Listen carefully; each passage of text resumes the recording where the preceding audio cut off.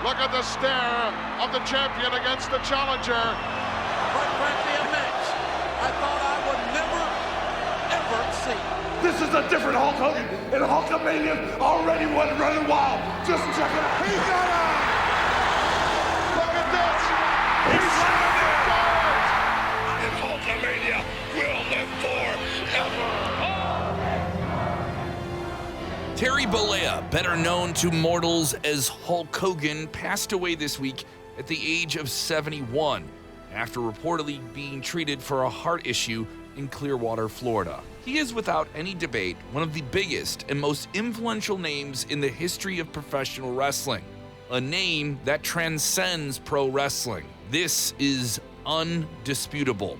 Yes, we know there are issues with the man beyond the character he portrayed, and we could address those in a separate video. But right now, we're going to get into why Hulk Hogan is one of the biggest names ever in the history of the business. This is Sportskeeda Wrestling. I'm Kevin Kellum. Let us know what you think of Hulk Hogan, your favorite matches and memories from his prolific career in the comments below. Work ethic. Hulk Hogan's work ethic is something that even Vince McMahon himself acknowledged in his statements after the passing of the Hulkster. Some fans have a limited idea of Hogan's rise to the top of the wrestling world. Hogan and Hulkamania, the phenomenon that it would become, was not an overnight sensation. It did not happen with the click of Vince McMahon's fingers. Yes, he had the head-turning look, and while being a fan of the business before he got into it, wrestlers discovering him while he was playing in a band called Ruckus. Yeah, what a cool name for a band.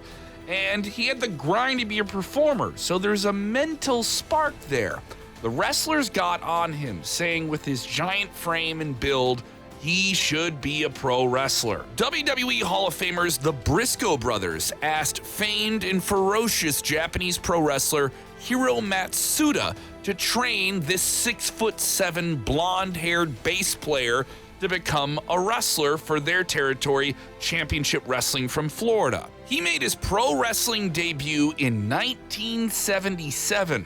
WrestleMania didn't become the thing it would become or even start until 1983 in Madison Square Garden. And there was a lot that happened in those years, from him fighting his way into the initial stages of WWE under Vince McMahon Sr., a man who didn't want him to take a showbiz opportunity and get into Rocky III. Yeah, he was in Rocky III playing Thunder Lips, a true crossover moment, something that Hulk Hogan was always keen on. He took smart risks, worked hard, and the chance of famed wrestling journalist Bill Apter sending his photos to Sylvester Stallone's producer made the opportunity real. But Vince McMahon Sr. simply didn't want a Hollywood guy in his wrestling promotion. So yeah, that created this perception that Hulk was a guy who got things easy, but that wasn't the case. That was a risk, a hard risk to take, but one that Hogan knew he could get past.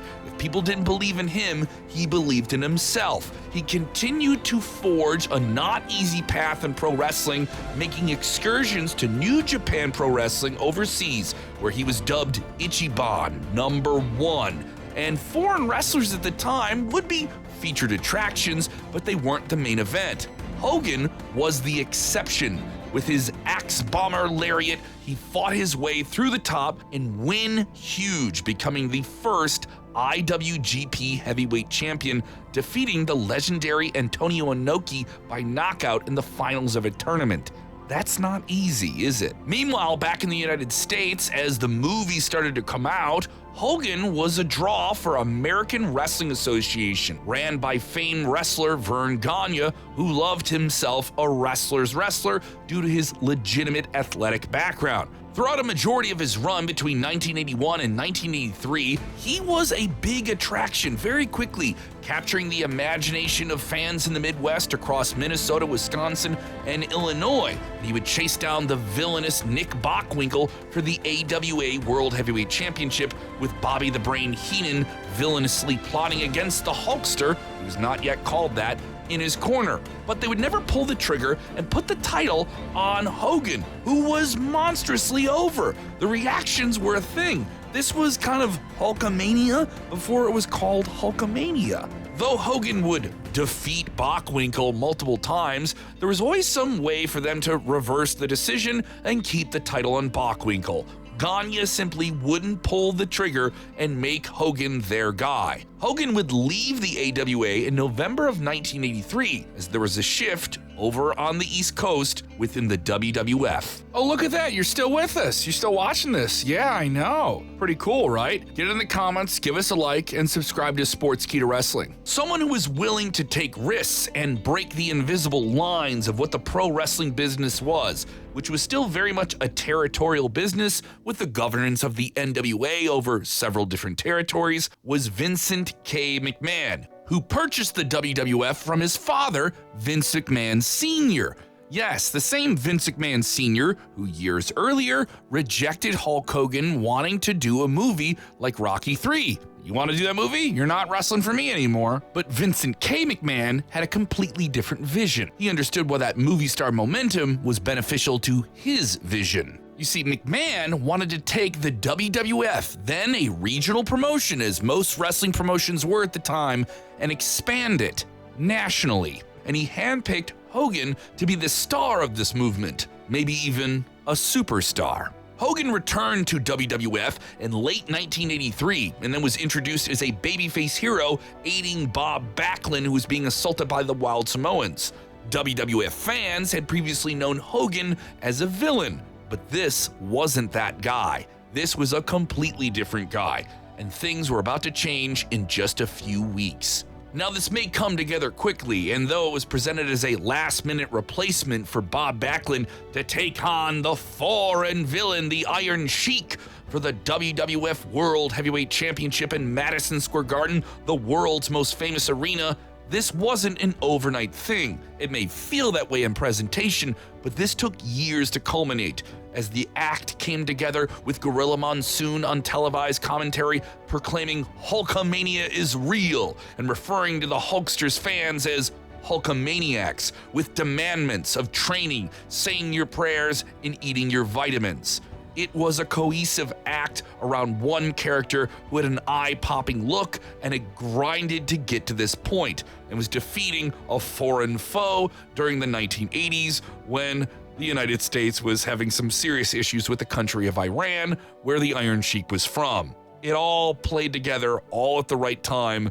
Oh yeah, and doing it in New York City doesn't hurt either. From Hulkamania became WrestleMania, which also included the Saturday night's main event NBC televised specials. That's right, pro wrestling was on national coast-to-coast TV, the pay-per-view events that would follow, closed-circuit TV, sold-out arenas coast-to-coast. Hogan was becoming one of the biggest celebrities of his time, and he was a pro wrestler. All those invisible lines we mentioned earlier were literally destroyed by Hulk Hogan, Hulkamania, WWF, and the mastermind of it all, Vincent K. McMahon. Hulk Hogan was making wrestling more than just wrestling. He was the most over-real character for young boys in the 1980s. Superman was simply a character in a comic book. G.I. Joe was a cartoon. Hulk Hogan was a cartoon that was real. The marketing machine behind McMahon and the WWE truly put Hulk Hogan front and center. He was on every different type of merchandise you would want as a kid in the 1980s. At this point, WWE knew what they had in Hulk Hogan. They bet on him and they were making a lot of money. It's also worth noting that if you were on live events with Hulk Hogan, you made a lot of money. Why break something that isn't broken? As they stormed through, becoming the #1 identifiable brand for professional wrestling. Still, there were hurdles to climb. We hear about moments a lot in a pro wrestler's career in retrospect, and Hulk Hogan at this point already had a few. The movie, Hulkamania launching, defeating the Sheik, WrestleMania, but there was one major foe who he had tangled with in the past and was an ally, but now was going to become his biggest challenge yet. Hulk Hogan would plow ahead and face the challenge of Andre the Giant, at this point having held the WWE World Heavyweight Championship for over 3 years. But now his old ally was going to become a, for lack of a better phrase, gigantic foe managed by the devious Bobby Heenan. Andre the Giant was a larger-than-life attraction, but his years in the ring were waning. A back surgery was performed just so Andre could have this match, this special match with the next guy. It was the definition of a torch-passing moment. This is where Hulk Hogan and Hulkamania became immortal. WWE bankrolled huge marketing muscle and money into a massive WrestleMania 3 in 1987, built completely around Hulk Hogan defending the world title against Andre the Giant in Pontiac, Michigan at the Pontiac Silverdome. The claim of 93,173, yeah, it's disputed, but still, WWE had a massive crowd, one of the biggest ever for wrestling in North America at the time. With Hogan attracting a celebrity supporting cast and many other big wrestling names on the card like Macho Man Randy Savage, Roddy Piper, and Ricky the Dragon Steamboat having great performances of their own, they all knew at the end of the day it was about Hogan versus Andre. The undeniable force versus the immovable object, as it was dubbed by Gorilla Monsoon on commentary. And the match became a moment when Hogan slammed Andre. Yes, we know this is something that has happened before. Andre had been slammed, but not like this. Not under this type of gigantic magnifying presentation that made it all feel, as we mentioned before, larger than life. This may be the definitive Hulk Hogan match, where he takes on a gigantic menace, is pummeled down, but has a surging comeback with all the fans rallying behind him. It is Pro Wrestling 101. Whether or not you think it's a technical masterpiece isn't the point. People cared. Hulk Hogan knew how to make people care. It's another reason why he is one of the most influential wrestlers of all time. His career would go on to have many different phases, ups and downs, peaks and valleys, twists and turns, some disappointments along the way. Hogan would also have other seismic triumphs like slamming Andre in the future, and we will cover them in more videos on this channel. But that moment and that match was more symbolic of what Hogan and the WWE did for the genre of pro wrestling. It wasn't wrestling anymore. It was WWE, and that's what people thought of when they thought of pro wrestling, or WWF at the time. He became the definitive idea of a pro wrestler in almost anyone's mind on the entire planet.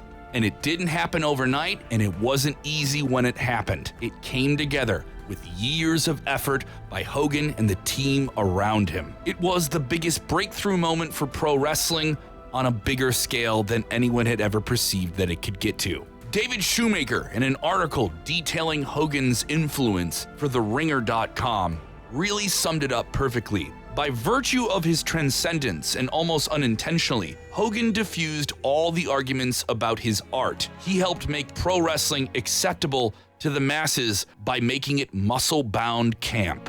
A great observation by Shoemaker, but one that has been made many times before, and certainly one we're making now after Hogan has passed. Sportskeeda will continue to dive deep into Hulk Hogan's career, the twists, the turns, the jump to WCW, and the big comeback to WWE. But what parts of Hulk Hogan's career do you really want us to focus on? Let us know in the comments below. Let us know also, what is your favorite Hulk Hogan match or moment? Why did you become a Hulkamaniac if you were at one time in your life? Let us know. You got here, you got this far, hit the like button, jump into the comments below, and subscribe to Sportskeeda Wrestling. Thank you for watching, brother.